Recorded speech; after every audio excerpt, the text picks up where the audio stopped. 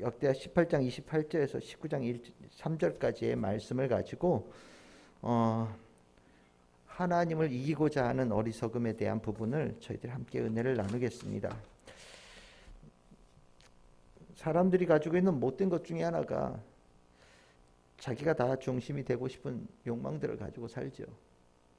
대장 되고 싶어하고 자기 뜻대로 살고 싶어하고 사람들 사이에는 실은 그럴 수 있다는 생각이 듭니다. 근데 우리가 간혹 이것이 도가 지나치게 되어지고 나면 하나님과의 관계성 속에서도 내가 하나님을 이기는 자로 한번 좀 살아봐야 되겠다라는 생각을 가질 때가 있는 것 같아요. 특히 하나님에 대해서 믿음을 갖지 않는 자들, 또 하나님을 믿는 것에 대해서 실은 경시하는 이들에게는 이러한 모습들이 조금 더 깊이 등장을 하는 것 같습니다. 오늘 이제 읽은 본문은 우리가 지지난주 계속해서 이어져 왔던 여호사밧 왕이 북이스라엘에 올라가서 북이스라엘 왕 아합과 그 연회를 벌이고 난 다음에 이 연회의 자리에서 길랏 라못이라고 하는 아람, 지금 시리아 지역을 쳐들어가자라는 그런 어떤 연합의 그 제의를 받죠. 그 제의를 받는 가운데서 실은 여호사밧은 찜찜했는지 하나님의 뜻을 먼저 묻고 출전하는 것이 좋겠다라고 얘기를 했고, 실은 북이스라엘의 아합 왕 주변에는 하나님을 진실되게 섬기는 예언자들은 다 이미 거의 씨가 말랐기 때문에 400명이나 되는 예언자들을 동원했지만 그 가운데는 하나님의 예언자는 없었던 것 같습니다. 그런데 이제 그 자리에서 이 남유다에도 유명했던 이 미가야라고 하는 예언자가 북이스라엘에 있음을 여호사밧 왕이 알고 있었고, 이제 이 미가야가 와서 이 400명의 예언자와 전혀 다른 말씀을 전하였죠. 그러면서 이제 이 400명의 예언자는 북이스라엘 왕이 전쟁을 치르면 반드시 승리할 것이라고 예언을 했고, 미가야의 예언자는 하나님께서 속이는 영을 통하여서 거짓 예언자들을 동원하셨고 그 전쟁에서 반드시 질 것이다 라고 예언을 했습니다. 여기에 이 아합 왕이 실은 좋은 마음을 먹었으면 하나님의 뜻이 그렇다라는 예언자가 한 명만 있더라도 실은 여러분들 같으면 어떻게 하시겠습니까? 400명의 예언자가 다 전쟁하면 승리할 거라고 얘기를 했지만 한 명의 예언자가 아니다, 이 전쟁은 올라가서 반드시 진다, 당신을 죽이기 위해서 하나님께서 거짓의 영을 동원해서 하려고 하는 전쟁이다 라는 이 얘기를 들었을 때 하나님을 제대로 믿지 않더라도 아마 좀 주저하는 부분이 조금은 있어야 되는 것이 정상입니다. 특히나 이 미가야 예언자가 했던 얘기는 굉장히 좀 자세하잖아요. 도대체 무슨 일이 있어서 여기까지 왔고 지금 이 과정에서 무엇을 하려고 하시는지에 대한 부분을 정말 어떻게 보면 이 하늘에서 있었던 비밀을 누설한 거거든요. 천지 누설이에요. 하나님은 아합 왕을 죽이기 위해서 거짓된 영의 예언자들을 동원하여서 전쟁을 하게끔 만들고 있는데 미가야는 어쩐 일인지 그 전쟁을 못 나가게 하려고 하는 거예요. 아합 왕을 살려보려고 노력을 했던 것 같아요. 그러니까 진짜 예언자죠. 하나님의 사람으로 아합 왕이 죽는 것을 원하지 않고 회개함을 통해서 돌아오기를 원했던 것 같습니다. 그런데 아합 왕이 참이 못된 마음을 가진 것이, 그 마음에 회개의 마음을 갖고 혹 한 명이라도 그런 일이 있으니 요번에 말고 다음번에 갑시다 이런 얘기라도 했으면 좋겠는데 이 일에 대해서 하나님과 대결을 벌이겠다라는 마음으로 마음을 먹었어요. 미가야, 너는 나쁜 놈이야. 네가 틀렸다라는 것을, 그리고 네가 예언한 하나님의 그 계획이라는 것이 어그러지는 것을 내가 보여주겠어. 그리고 이 일을 통하여서 하나님의 생각 계획도 무너질 수 있다라는 것도 보여주고, 또 하나님이 내가 하는 일에 대해서 관여하지 못한다라는 것도 내가 보여주겠어 라는 이런 아주 오만한 마음을 먹었던 것 같습니다. 그러면서 실은 객기에 거의 준하는 수준으로 전쟁에 나가게 된 거죠. 실은 이 모습이 우리는 지금 여호사밧의 입장에서 이 사건을 보고 있는 거예요. 여호사밧은 실은 아합 왕이 그러는 모습에 대해서 이것이 옳으냐 그르냐에 대해서 실은 정확하게 판단을 내려주고 있지 않습니다. 그러니까 여호사밧이 미가의 예언에 대해서 100% 동조했다라는 얘기를 안 하고 있다라는 것은 여호사밧도 이 상황 속에서 미가의 예언이 혹시 거짓말이 아닐까라는 의심을 한 부분이 있었던 것 같아요. 하지만 여호사밧은 아합 왕과 미가야, 그리고 거짓 예언자 400명의 대표자라고 할 수 있는 시드기야 예언자, 그 사이에 누가 과연 말이 맞을 것인가, 누가 승리할 것인가에 대해서 이제 관심을 가지고 객관적인 입장에서 지켜보는 관중이 되어지는 겁니다. 실은 이 경험은 굉장히 중요한 경험이에요.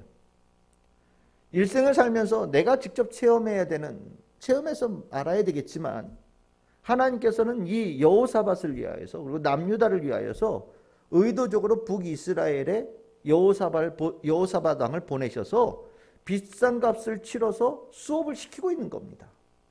그리고 북이스라엘과 같은 삶은 살지 않아야 된다는 것을 여호사밧에게 뼈저리게 느끼게 하려고 보내신 거예요. 우리도 이 사건을 보면서 여호사밧에게 있었던 이 관점이 우리들에게도 동일하게 배우는 관점으로 이 사건을 볼 수 있어야 됩니다. 남의 얘기로 보고, 과거의 이야기를 보고, 옛날 이야기를 보면 아무렇게 배우는 게 없어요. 아무 가치가 없는 이야기입니다. 그냥 몰라도 되고, 뭐 알면 조금 지식에 도움이 될 만한 이야기 정도밖에 안 될 거예요. 하지만 성경에 나와 있는 이 이야기는 그 정도의 차원으로 하고 있는 이야기가 아니에요. 과연 하나님의 뜻을 피할 수 있는가? 과연 사람이 하나님의 정해진 뜻을 어그러뜨릴 수 있는가? 그 어그러뜨리려고 하는 그 과정의 결과는 어떻게 될 것인가에 관한 이야기를 우리는 이 이야기를 통해서 분명히 깨달으면서 내가 하나님의 뜻을 100% 순종하며 그것을 받아들이고 가는 사람인가? 혹 내 마음속에 하나님의 뜻이 이렇더라도 내가 하나님의 뜻을 바꾸어서 내가 원하는 것을 얻고자 하는 그런 류의 사람으로 살아가고 있는가? 돌아보면서 만약에 그런 모습을 가지고 있다면 오늘 여러분들에게는 이 내용이 아주 심각한 경고로 드릴 수 있어야 됩니다. 아합 왕은 전쟁을 나가면서 이제 결론 딱 하나에, 전쟁에서 이기느냐 지느냐, 그리고 전쟁이 끝났을 때 아합 왕이 살아있느냐 죽었느냐, 이것으로 누가 옳으냐 틀리냐가 딱 정해진 거예요. 하나님은 죽이겠다고 결정하셨다. 그럼 아합 왕의 목적은 뭐가 되겠습니까? 전쟁이 끝났을 때 살아서 돌아오는 거예요. 그러면 나는 신이 건들 수 없는 사람이 된다고 본 거죠. 그래서 했던 일이 뭡니까? 참이 불안하긴 불안했던 것 같아요. 속임수를 쓰죠. 하나님하고 아합 왕 사이에 대결이 벌어지는데 아합 왕이 했던 선택은 속임수였어요. 그 속임수는 아합 왕이 원래 입고 다니던 왕복을 누구한테 입히는 겁니까? 여호사밧에게 입히는 거예요. 참 여호사밧이 힘이 없기는 없었던 것 같아요. 아니, 타겟이 분명히 미가야를 통하여서 아합 죽이는 것이 이 전쟁의 목적이라고 분명하게 선언이 되어졌는데, 참 이 아합 왕이 못된 사람인 게 그 옷을 자기 부하도 아니고요, 남유다 왕 여호사밧한테 입히는 거예요. 내가 여호사밧이었다면 안 입는다고 그랬을 것 같아요. 근데 여호사밧은 그런 얘기를 할 수 있는 사람도 못 됐던 것 같습니다. 입고 나가죠. 그러니까 겉으로 보기에는 여호사밧은 아합이고요, 아합은 그냥 일반적인 군대 장관 정도 되어지는 그런 사람이에요. 전쟁이 시작됐어요. 속임수가 통합니다.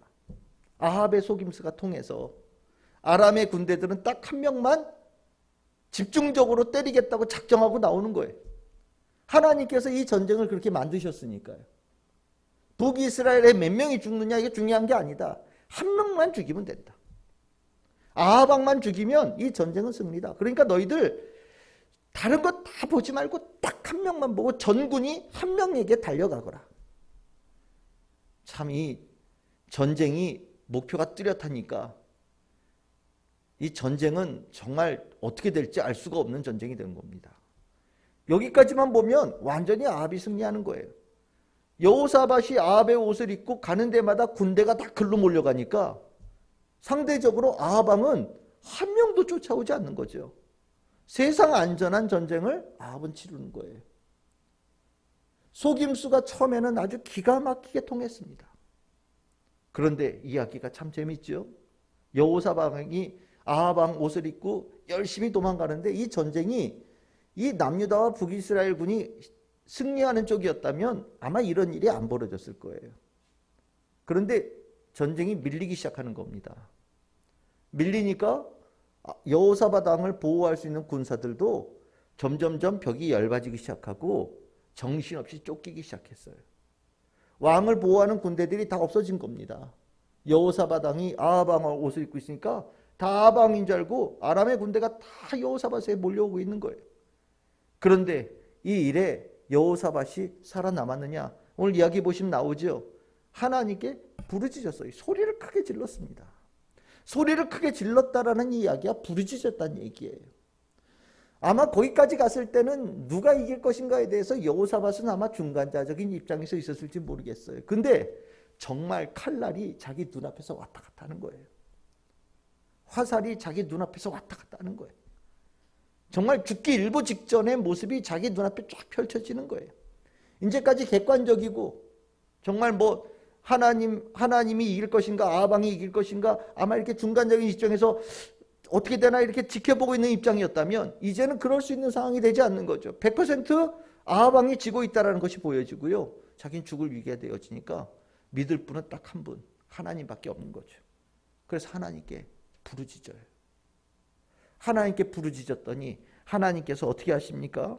그 여호사밧을 쫓는 자들의 마음을 하나님께서 어떻게 하셨느냐? 그들의 마음을 돌리셨다. 감동시키셨다라고 나옵니다. 이 감동시키셨다는 게 뭐냐면 그들의 마음을 다른 데로 옮기셨다라는 거예요. 속임으로 있는 그것을 깨닫게 했다는 얘기입니다. 아, 저 사람이 아합 왕이 아니구나. 저 사람이 가짜 왕이구나 라는 것을 깨닫게 하셨다라는 거예요. 아합 왕은 속임수로 이 일을 자기가 원하는 대로 하나님을 이기는 방법을 찾았지만 실질적으로 이 일에 하나님께서는 그 속임수의 옷을 벗겨버리시고 있는 그대로의 민낯을 드러내셨다라는 거죠. 이 판이 넘어가기 시작하는 거예요. 아합 왕이 처음에는 하나님에 대해서 승리하는 것처럼 보였지만 아합이 썼던 모든 수들이 이제 다 바닥이 나기 시작하고 이제 하나님께서 그에게 하나님의 이 일이 주도권에 있다는 것을 보여주기 시작하는 판으로 넘어가기 시작합니다. 그러면서 오늘 이야기의 이 이야기 참 33절이요. 여러분들 33절에 보시면 이 단어 참 재밌는 단어입니다. 한 사람이 무심코 활을 당겼다. 여러분들 이 한 사람이라고 하는 게 어떤 뭐 대단한 아람의 위대한 군대 장관 뭐 이런 게 아니에요. 그냥 일반적인 군사가 일개 병졸이 무심코 아무 생각 없이 그냥 활 쏴. 그러니까 누구를 조준해서 쏜 것도 아니고 그냥 하늘을 향해서 활을 당겼다라는 거예요. 그냥 이 사람은 맞추겠다는 생각도 없이 활을 당겨서 쏘았는데 참 쏜 거하고 전혀 상관없이 이 화살이 마치 유도탄처럼 변장에 서 있는 아합 왕에 가서 꽂혔다라는 겁니다. 꽂히는 자리도 이렇게 갑옷을 입으면 갑옷에 딱딱한 부분에 맞으면 화살이 맞아서 떨어질 거 아니에요, 그렇죠? 근데 기가 막히게도 요 이음새에 그 화살이 딱 들어가서 몸에 딱 꽂히게 정확하게 어떻게 거기에 맞을 수 있을까 싶을 정도로 딱 꽂히게 되어졌다라는 거예요. 이 한 방을 맞았는데 치명상이에요.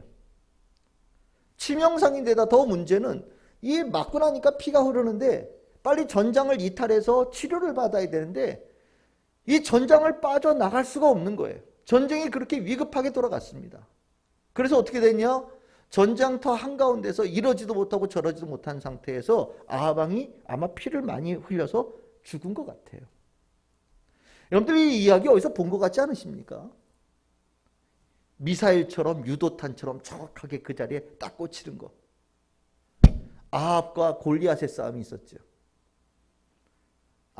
다윗과 골리앗의 싸움이요. 다윗이 물맷돌을 돌리잖아요. 그렇죠?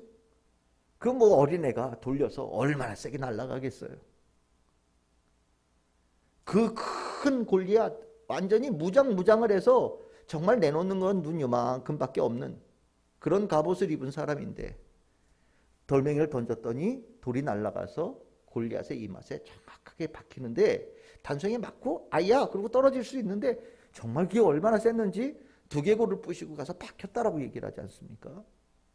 던진 거는 다윗 같은데 실은 그 돌멩이를 유도하신 분은 하나님이시고요. 그 돌멩이의 강도를 정하신 것도 하나님이셔요. 하나님께서 하신 거죠. 실은 이 이야기에도 똑같은 이야기를 하고 있는 거예요. 무심코 한 사람이 활을 당겼는데 그 화살을 하나님께서 유도하셔서 맞아도 하필이면 가장 치명상인 대로 맞을 만한 곳으로 딱 맞히게 하시고 뚫고 들어가게 하시고 전쟁터에서 빠져나가지 못하게끔 그 전쟁터를 혼란스럽게 하셔서 결국 아하방은 변장했지만 그가 죽임을 당하는 결과를 만드셨다라고 얘기하고 있는 겁니다.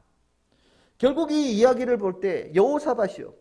자기는 변장해서 처음엔 죽을 뻔했어요. 근데 이제 내가 왕이 아니라는 걸 아니까 아무도 나한테 관심이 없어요. 그리고 누가 왕인지 모르는 상태에서 딱 봤더니 나만 알고 있는 아합 왕이 맞아가지고 죽어가고 있는데 어떻게 손쓸 방법이 없는 거예요. 하나님께서 원하셨던 바를 정확하게 이루신 거죠.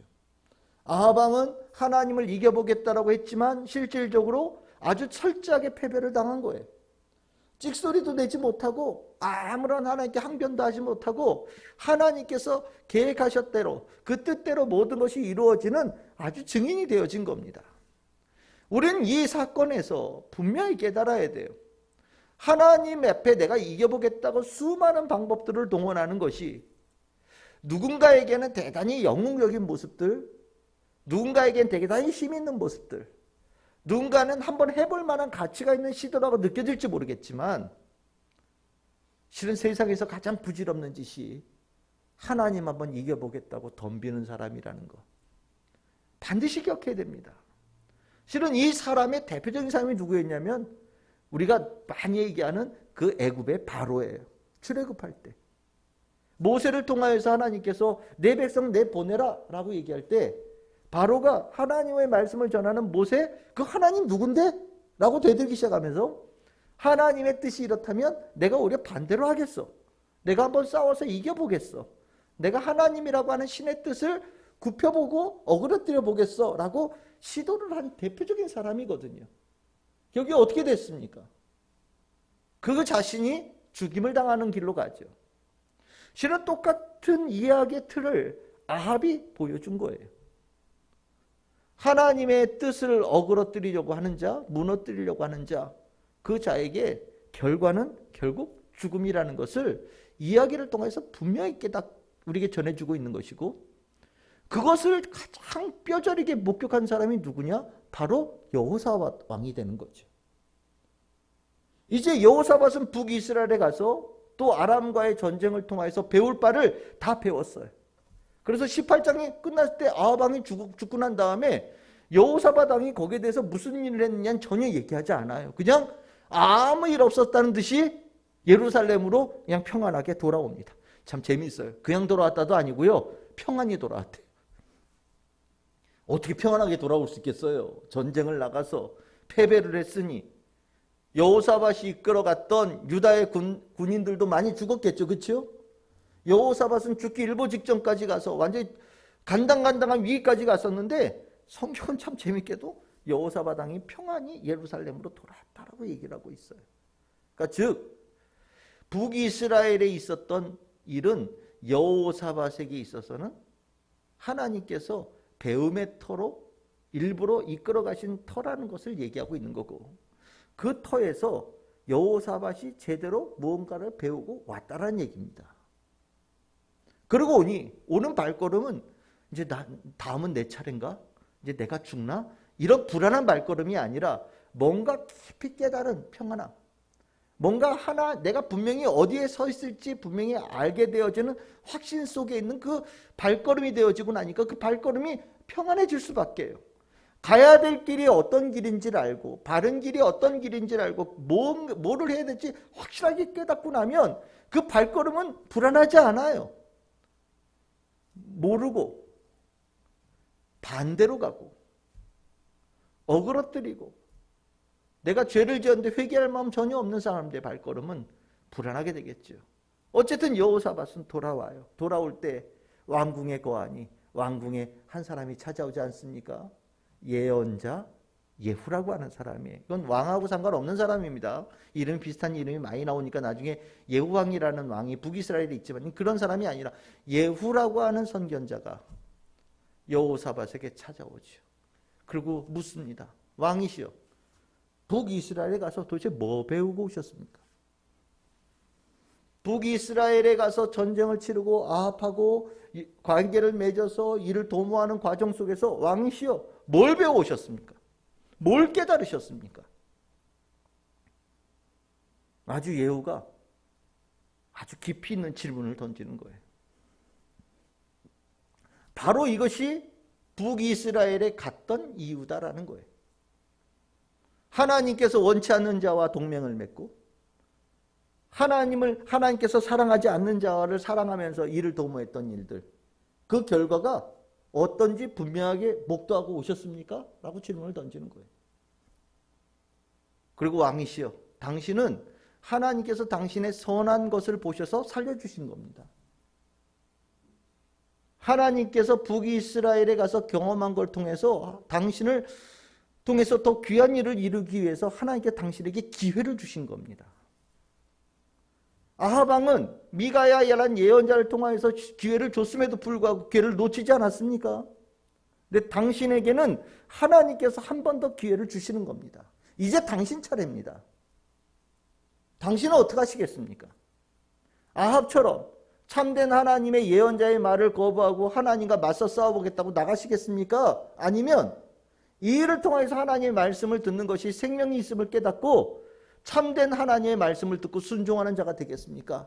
양자 선택하십시오 라고 내놓는 겁니다. 오늘 이 이야기 속에 우리도 똑같은 질문을 받고 있는 거예요. 나는 이 양자택일 속에 어디에 서 있겠습니까?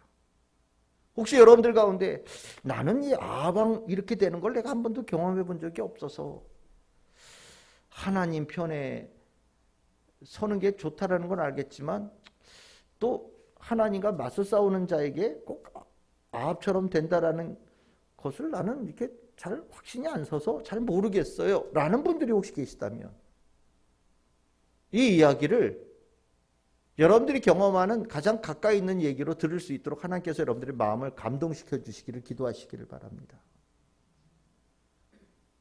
이 얘기는 내 가족의 얘기여야 되고요. 내 사랑하는 친구의 얘기가 되고 내가 경험한 이야기로 들을 수 있어야 돼요. 이거는 만고불변의 진리예요. 성경에서는 하나님께 대적하는 자에 대해서 하나님께서는 거의 용서가 없으십니다. 그리고 결과가 거의 비슷해요. 하나님께 대들어서 성공한 자 없고 하나님의 뜻을 굽힌 자 없고 하나님의 뜻을 어그러뜨린 자 한 명도 없어요. 그리고 그의 삶의 결과는 참혹합니다. 우리는 이 양자 선택의 길에서 이미 하나님을 선택한 사람들이죠. 여호사밧도 이미 그랬던 사람입니다. 근데 어느 날 이 아합왕과 혼인관계를 맺으면서 실은 이 잘못되어진 길에 한 발을 내디딘 거예요. 하지만 하나님께서는 그 일을 통하여서 뜨거워! 그의 삶에 잊혀지지 않는 경험을 시키시고 다시는 그 뜨거운 아픈 곳에 발걸음을 딛지 않을 수 있도록 교육시켜 주신 겁니다. 우리는 살면서 그런 경험들을 조금씩 다 가지고 있어요. 뜨거워. 아이고야 아파라. 여기는 정말 아니구나. 정말 이러면 안 되겠구나. 하나님께서 우리에게 가르쳐 주신 경험들을 다 한 번씩은 경험했을 거라는 생각이 듭니다. 그 경험들, 그 아픔들, 그 고통들, 그 깜짝 놀랐던 경험들을 여러분들 잊지 마시기를 바랍니다. 그걸 잊게 되어지면 다시 인생의 위기가 오는 거예요. 여호사밧은 이 뜨거운 경험에 깨닫고 나고 이 예후 예언자의 이 말을 통해서 깊이 묵상하면서 우리가 이제 다음 주에 나누겠지만 여호사밧 왕은 완전히 업그레이드 되어진 종교 개혁을 하는 왕으로 거듭납니다. 그리고 그의 선택으로 인하여서 북이스라엘은 참 복받은 나라로 세워져 가거든요. 이 경험이 그를 그렇게 복된 사람으로 만든 거예요. 결론을 맺겠습니다. 하나님의 뜻을 어그러뜨리는 것에 대해서 분명한 결론을 배운 이 여호사밧, 다시는 그 길을 가지 않는 참 멋진 경험을 하게 된 거라고 생각합니다. 우리는 복된 경험도 중요하지만 실은 이렇게 무너지고 실패하고 하나님께서 심판하시는 그 길이 무엇인지를 분명히 깨닫는 것도 역시나 아주 중요한 길이에요. 하나님을 따르는 길은 하나님께서 우리에게 밝은 빛으로 비춰주십니다. 하지만 하나님의 길이 아닌 그 길은 뭔가 재미가 있거나 어떤 이익이 있거나 어떤 세상과 연관되어져 있는 뭔가가 있는 길이죠. 하나님으로 향하였던 마음이 잠시 흔들릴 때 사단은 우리가 가면 안 되는 그 길을 가장 멋있는 길로 그 길을 속여서 우리를 끌고 갑니다. 우리 스스로 그것을 분별할 수 있는 능력이 우리에게는 참 부족해요. 그래서 우리는 사단이 우리에게 아무리 그럴듯한 것으로 유혹할지라도 그것에 넘어가지 않도록 우리 안에 진리를 분명하게 세워야 됩니다. 우리가 사단에게 속지 않을 수 있는 방법은 여러분들이 근육을 키운다고 되는 게 아니에요. 여러분들이 지식을 쌓는다고 되는 게 아닙니다. 그것을 이길 수 있는 힘은 오직 하나, 내 안에 하나님의 말씀을 충만하게 채우고 성령께서 내 안에 풍성하게 역사하시는 삶이 되어져야만 세상의 유혹으로부터 이겨낼 수 있는 분별력을 갖게 되어집니다. 하나님은 우리가 그렇게 계속해서 살아갈 수 있기를 바라시고 그 일을 통하여서 우리뿐만 아니라 더 많은 영혼들에게 선한 역사를 베풀기를 원하셔요. 오늘 여러분들 기도하시면서 주님, 내가 이 여호사밧의 이 자리가 내 자리였습니다. 내가 보고 내가 배웠습니다. 내가 아하방의 결과를 보면서 아하방의 길은 절대 가지 않겠다라는 분명한 결단을 합니다. 주여 내 안에 바른 말씀 성령의 충만함을 허락하여 주셔서 늘 언제나 한결같이 주님의 길을 따라가고 주님의 길을 걸어갈 수 있는 성도가 되게 하여 주옵소서. 그리고 내가 그 길을 가면서 나를 통하여서 많은 영혼들이 복을 받을 수 있는 아름다운 삶이 되게 하여 주시옵소서. 여러분들 오늘 기도하시고 그 기도에 주께서 아름답게 응답하여 주실 줄 믿습니다. 축복합니다. 기도하겠습니다.